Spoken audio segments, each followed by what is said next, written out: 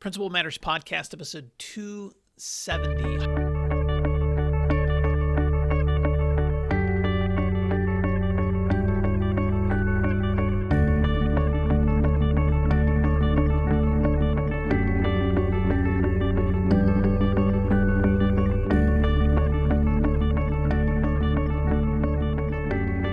Hi, friends. This is Will Parker, host of Principal Matters, the School Leaders Podcast, where each week we bring you inspiring, innovative, and imaginative ideas for your own school leadership. This week, I'm talking to my co-host, Jen Schwanke, who's the Assistant Superintendent at Dublin City Schools and also the author of two great books on school leadership.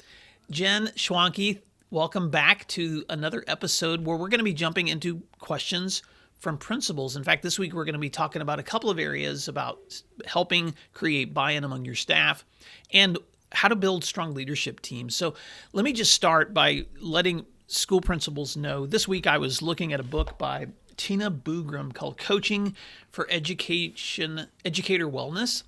And what I love about this book is that she takes just a few minutes at the front to talk about each part of the school year and how we can anticipate different emotions. You know how like when you start the school year, everything's like, let's get excited. We're so pumped up. But now we're in October to December, and this is the like Jesus take the wheel time. Like where we're like, okay, I am overwhelmed. I can only dream about making it to Christmas. And then once we get back through into January, we start that rejuvenation phase again. But that's not where we are right now. So for those who are listening to this at the time of the recording, we're kind of in that crunch spot where we are working hard to make sure our teams and our teachers and our students are all being served correctly.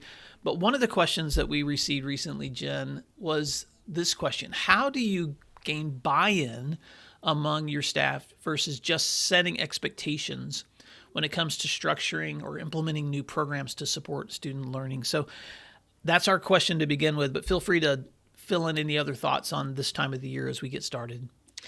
It is a tricky time of year. And I know a lot of people feel like they're far enough in that they can't see the light at the end of the tunnel, but they can't turn back around either. Like we're in it. So we are going to forge ahead. And there's a lot of complications with this school year, of course, as we, get back into our regular routines post-COVID. And that's why I love this question so much, because for many months, we have been setting expectations, and we have been saying, okay, this is what we expect. We expect kids to wear masks, or we expect kids not to wear masks, or we expect our families to know about the vaccination or whatever. There's been a lot of talk about expectations, and that has maybe gotten us off of off track somewhat.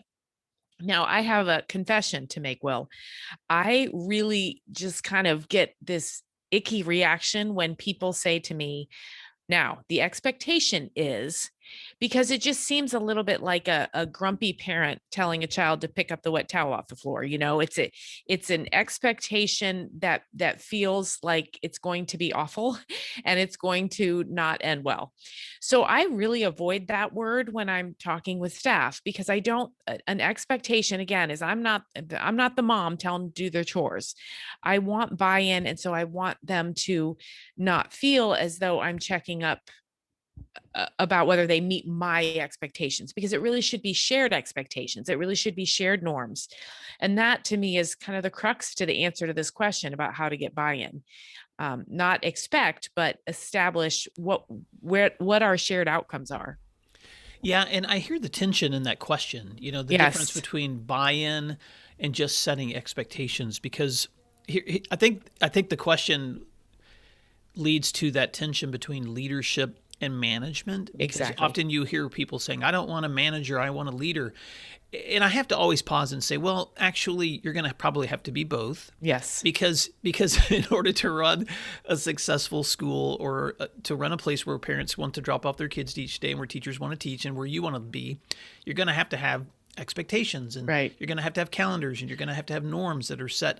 But that's different than leadership and buy-in, because managers can organize things, but leaders can actually, well, let's talk about that. What's the difference, Jen, for you between buy-in and just setting expectations? Well, and I'm glad you said that, because there are things that as leaders and as managers, we have to expect. We have to expect that people will show up on time. We have to expect that they will be ready to be on for their students.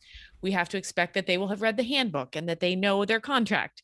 Those are expectations that are set, and hopefully are easily followed, because they're all things that if you don't do, you might not be working anymore. Mhm. Now, buy-in to me is sharing beliefs or sharing goals, sharing a journey, sharing a process. And so, how you gain that, unfortunately, I think it takes time. I think a lot of times leaders and managers, we want to move quickly. This is absolutely my weakness as a leader. I want to move quickly. I see a vision in my mind and I say, let's go for it. But to get buy in takes time, and it takes pressing pause, thinking about who we're missing, who needs to be part of this conversation, who will feel left out if their voice isn't heard, who doesn't care and doesn't necessarily need to be part of it. Those are the kind of thought processes that a leader and a team should really consider. And that, then I think, well, you've probably experienced this as a principal yourself.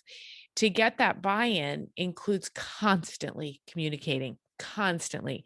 I've had superintendents where I have heard them share a vision 10, 20, 30 times. And I think, my God, how do they do it? Well, they do it because they know that's how you get buy-in, is you make sure everybody understands the journey. Yeah. So there's this strange tension, Jen, and I'm so glad you pointed that out, that it takes time.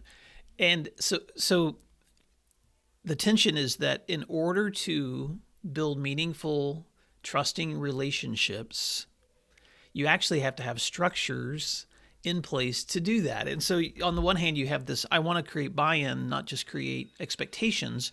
But then on the other hand, you have to understand that if you aren't creating the right kinds of expectations, you probably won't have the buy in. And so, let me just give you some examples. For leaders, we often know that in order to gain trust, we have to have time with people, and time spent is relationship built.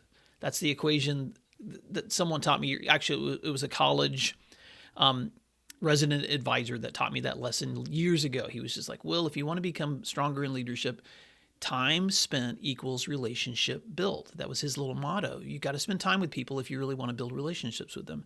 So how do we apply that to school leadership? If you're not scheduling into your day and week and month time to connect and build opportunities for buy-in, then they're probably not going to happen on the fly. Now, that doesn't mean that you don't take spontaneous moments to connect with people and share vision and communicate ideas, but it also means that you're actually structuring time within each of your days and weeks for those opportunities. For example, if you have a group of people that you are trusting as a part of your leadership development, then you're going to need to put them on your schedule for like specific time that you're getting together, whether it's every week or twice a month or once a month. Because if you don't schedule that time with them, those conversations, those meaningful conversations that you're wanting to have, are probably going to get drowned out by all the other expectations. And so that's just one example of thinking in your own mind. I want to create buy-in, and I have to have meaningful relationships to do it. But then how do I build the structures to foster buy-in and meaningful relationships? And I can almost feel your listeners thinking, well, wait, how do I find all that time? Because it does take time. And there's where I would encourage school leaders to choose what needs buy in and what will be just fine with expectations. So let me give you an example. Um, I once worked in a building where the fire drill process the staff hated it. It was cumbersome, it was inefficient, they didn't feel that kids were safe, and they needed to rethink it and rework it. That's a situation where I think it was smart to get staff buy-in, get a committee together, talk about what had happened in the past, what needed to change. I've also worked in a building where the staff didn't like the fire drill process because they didn't like fire drills. But it was fine. Kids went out, they were safe, it was quick, it was efficient.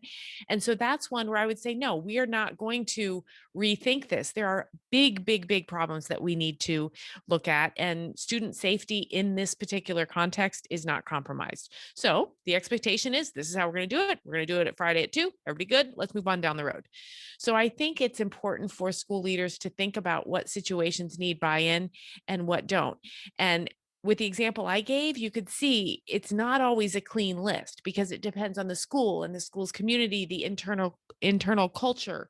All of those things depend. So we can't create a list on these things are big, get buy-in. These things are small, get set expectations because it's not that easy. Oh, Jen, you're just reminding me of a story from last week when I was in Norman, Oklahoma, visiting a couple of friends at an alternative school, and this is a school that has been serving students K-12 for several years. A lot of alternative schools that I have visited are typically like secondary or high school level, but there's two directors there who have been focusing on helping kids find success in school when they've struggled in the more traditional settings. And I have to rewind though, because they've actually been doing this work for about 20 years. So if you go 20 years back when they were both young leaders and directors in this work, they had to work hard to recruit teachers and find people that wanted to adapt that vision. They had been given kind of like the leftover building on campus to start their program. And so they had to build from the ground up. Now, fast forward 20 years later, and the name of this academy, and they would not mind me sharing this, is called Dimensions Academy in Norman, Oklahoma. And Paul Trigestad and Linda Mace are the directors there, and they're friends of mine as well. But as they walked me through their building last week, I was getting to see the 20-year fruit of their work, which is now the district has passed a bond issue and they bought a 2-story former hospital office complex and redesigned it for them.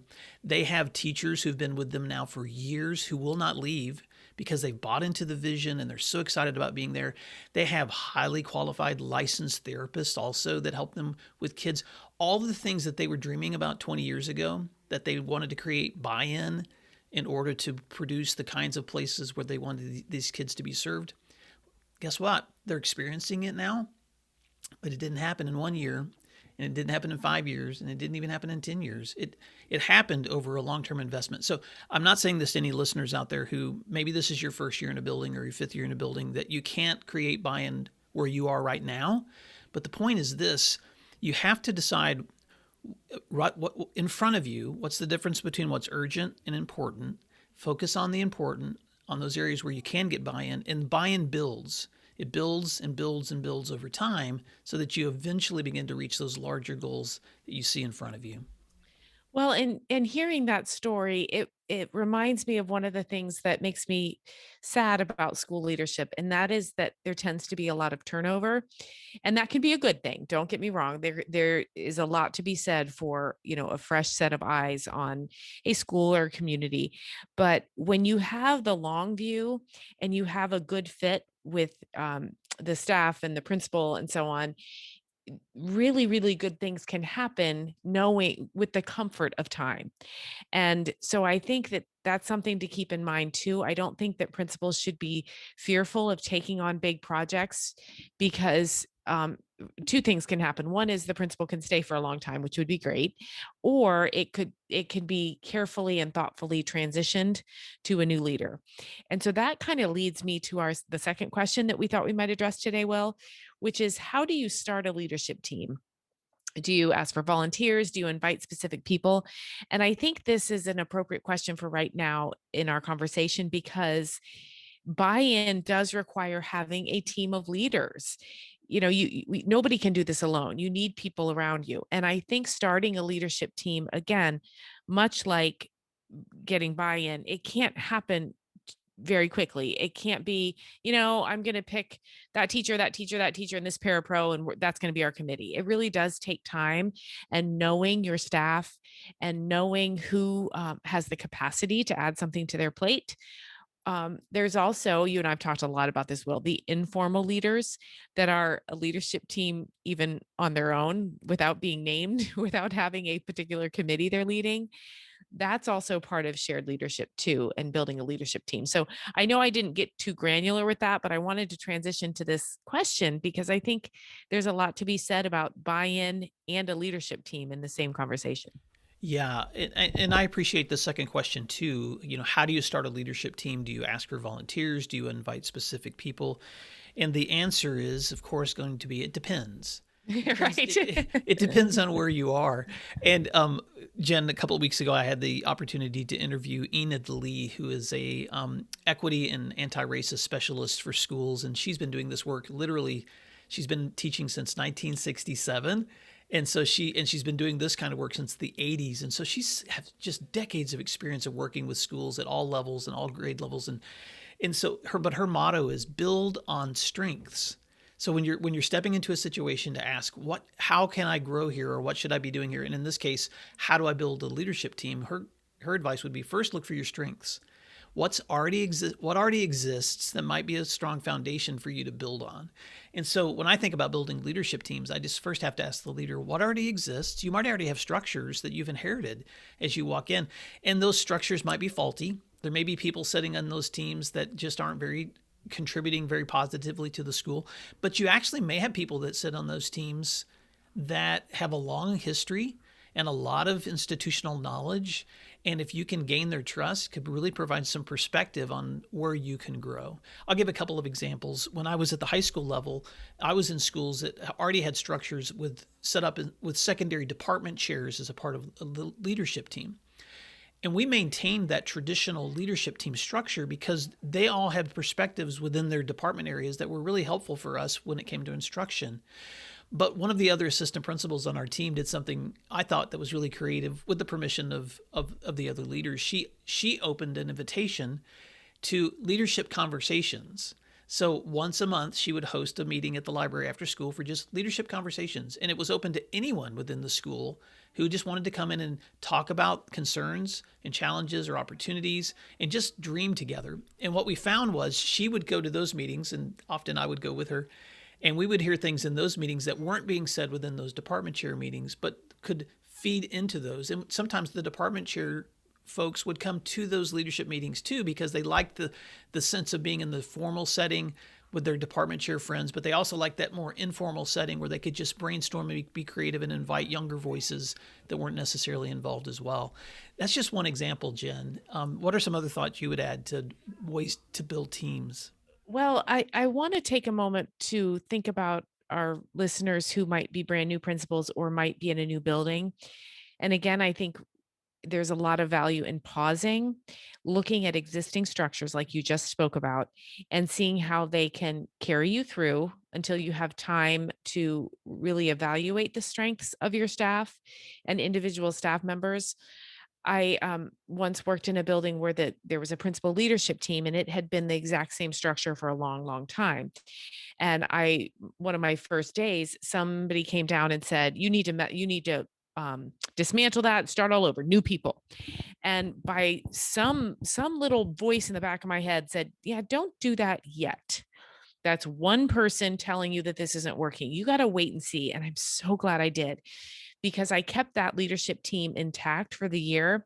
And that gave me time to see if there were flaws and to see if the whole thing needed dismantled, or if maybe just one or two people needed to be shifted in or out.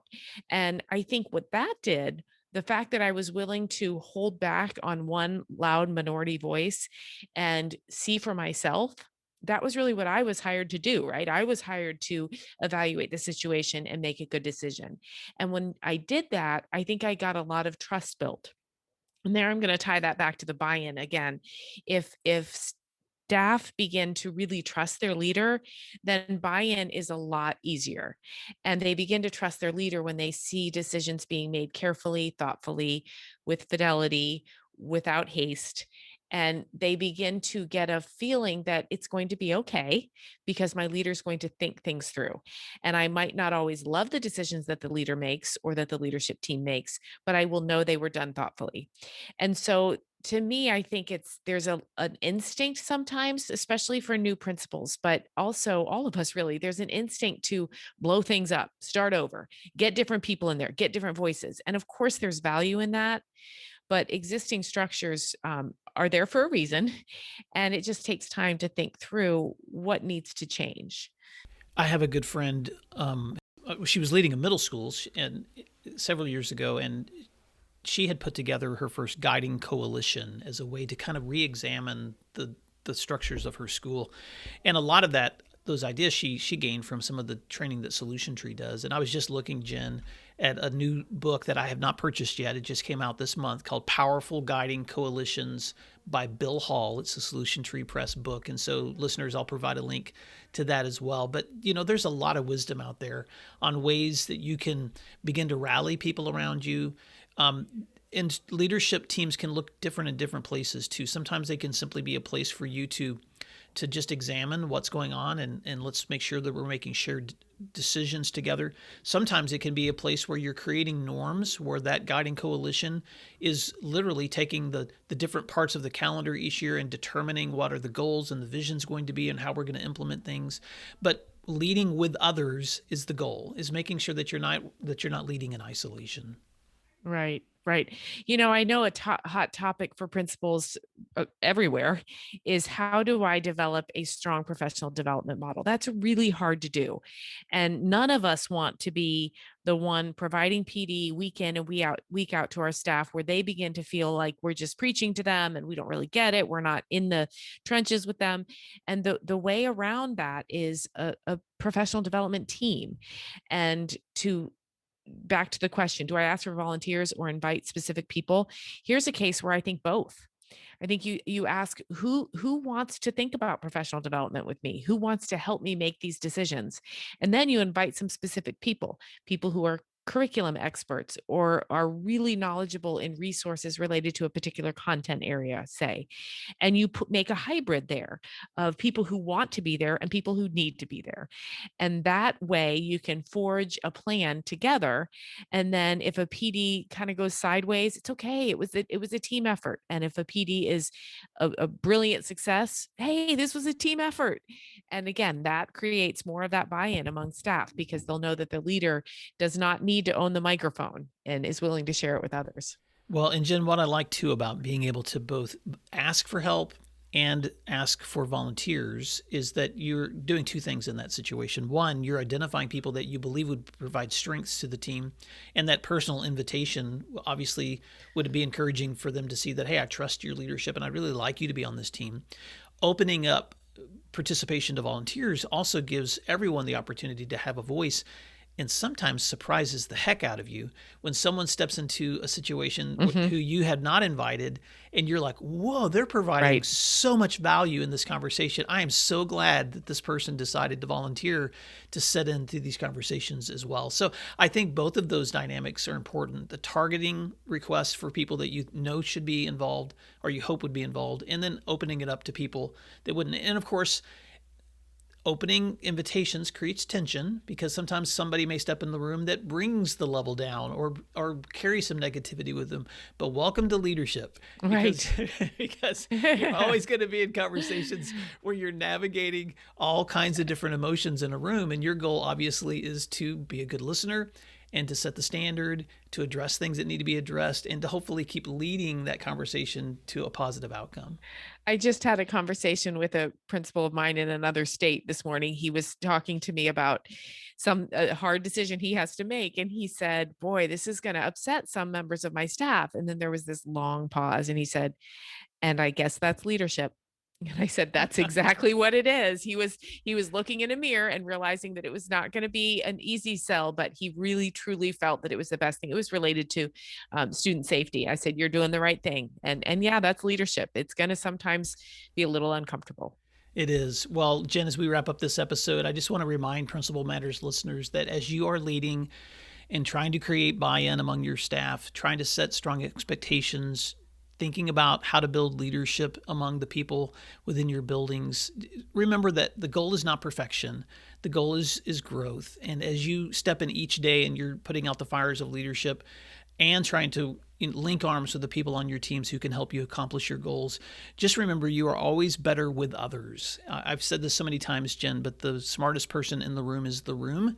And so the more that we can invite others into the conversations of our leadership and share those decisions with them, the better our schools are going to be because of it too. Jen, any closing thoughts? And I also want to ask you, as we're wrapping up, for just a quick little update, because I know you did a presentation recently for ASCD. And so any updates from your recent outreaches, and how can folks stay connected with you? Yeah, no real updates. It was a great conference as always, hosted by ASCD, and they're still doing virtual conferences. So the links, I believe, are still available. You'll have to check the ASCD website. And then if anyone needs to get in touch with me, you can do that through Will or through my website, jenschwanke.com. Awesome. And Principal Matters listeners, if anyone is in the Alabama area, I'm going to be speaking at a leadership conference with CLAS class leaders that are leading a principals conference on November the 8th. And I would love to connect with any Alabama leaders that are in that area. If you have a chance to catch this episode before then. Well, Jen Schwanke, thank you so much for the leadership you provide for your schools, but also for the voice that you provide to leaders in this room too. I was just on a call last week with a listener who was just going on and on about how much joy she gets listening to your input. And so thank you for taking the time to speak to Principal Matters listeners.